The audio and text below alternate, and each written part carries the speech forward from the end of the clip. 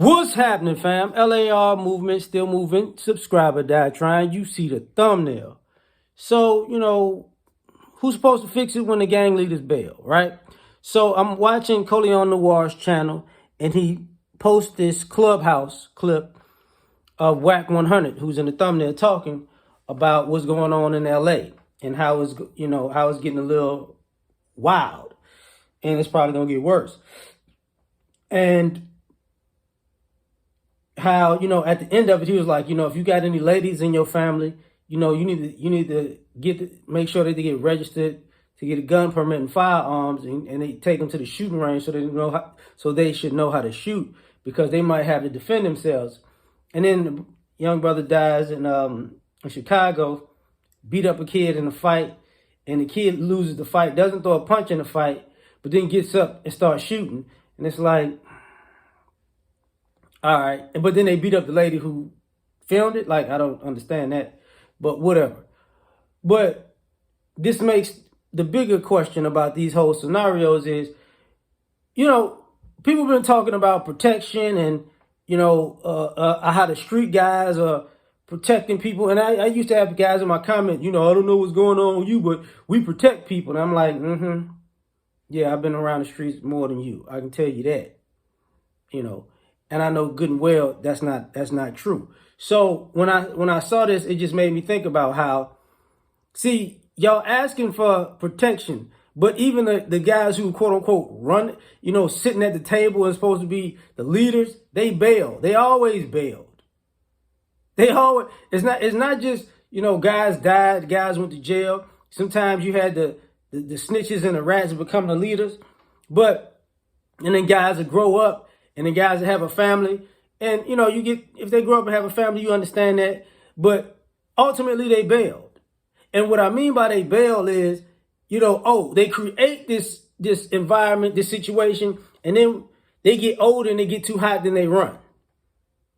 So who's supposed to fix that? Because what winds up going on is you want the college students to fix the gangsters or the wannabe gangsters. But you know who's supposed to fix the gangsters and wannabe gangsters? The old gangsters. They're not. Those are the ones who actually supposed to fix that situation. That's their lane. It's funny how these guys completely run out of their lane. You don't see well, I was about to say something.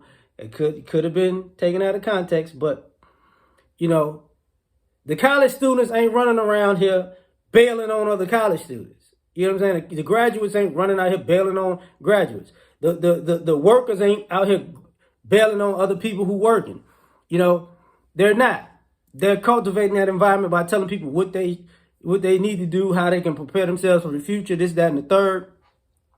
Tax shelter programs, how to make their life a little bit more comfortable, But when it comes to the streets, it's always been, I'm out of here. But that's part of the whole thing. You're in the street. You're in criminal activity. You're in organized crime. You're in all of these things for one reason and one reason alone: to make enough money to not do it no more. So these guys, their goal was to make enough money to run.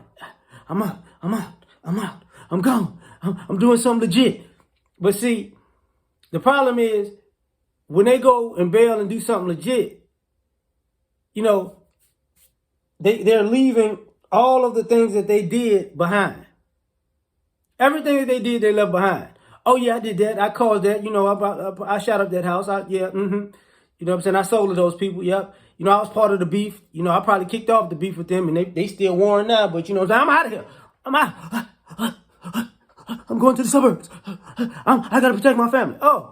And these are the guys who are the smart entrepreneurs who help build up the community, who protect the women and protect the community. And this is who y'all getting pregnant by. Not to mention, some of these guys, they're not just bailing on, that lifestyle. They're also bailing on sometimes their own kids, knowingly or unknowingly, since these were the guys that were quote unquote getting a lot of women, right?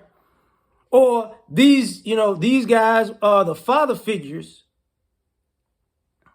to these young men, and then they hit a certain number. They you're young, but you know what I'm saying? I told you to go sell some drugs for me and shoot up some people, and now people looking for you, and now you stressed out and you think you're finna die. But see, I hit my number. I'm out, player. I'll be back. I'm out. And it's like, oh, thus it makes everything worse. Thus the idea that, you know, a lot of these guys have you know, this happened, you know, years ago. I remember in the 90s, you know, they used to talk about how all the chiefs or whatever, the leaders, you know, they started losing the reins. Like, we can't reel these young boys in. Yeah, you know, I know why you can't.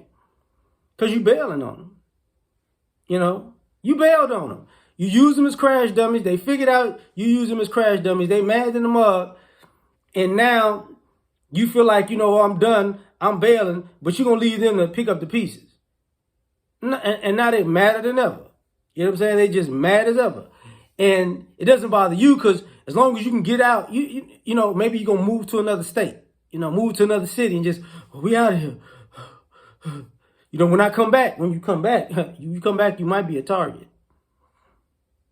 Because ultimately, all this, I'm a gangster, you know, it doesn't correlate with you a gangster, but you just ran. You ran from the streets. It's just too hot out there. Now, you didn't catch a body. You know what I'm saying? You ain't really at war. It's just, you know, the cops not looking for you. Like, it's just, man, they getting wild. I can't take this. What? You was having fun doing this, remember? You was telling these young kids how fun it was and how, you know, how exciting it was and it's the life and da. And they over there repping and willing to give their life for this stupid stuff. And then you run on it? Oh, interesting. I got to protect my family. Man, let me be honest with you, man. F your family. You don't care about you ain't never care about nobody else's family, so nobody needs to care about your family. Forget your family. You know, your family got to be in the crosshairs just like everybody else's family that was in the crosshairs of you before you decide to, oh, I found Jesus, I'm bailing. I don't want to hear that. I'm not trying to hear that. You know, but you tell me what you think. Because I'm telling you, like, you know, to me, all these street guys and ex-street guys and active, non-active gang members, they all want to go hang out with the nerds and the middle class people and the upper class people who they used to make fun of and leave all of their people behind and not fix it. See, everybody else, you know, even in our community, everybody else, you know, the black middle class and the black upper class and the black nerds and the black educated people and the black construction people, their families ain't out here just shooting up the block. And as a matter of fact, they don't even want y'all around because y'all come around people like us and try to influence our kids to do the same thing in our neighborhoods that you just bailed from. So now you want to bring them shenanigans to our families. And if it get too high, you're going to bail again. Anyway, man, I'm going to get up out of here. Like, share, subscribe, or die trying. Peace.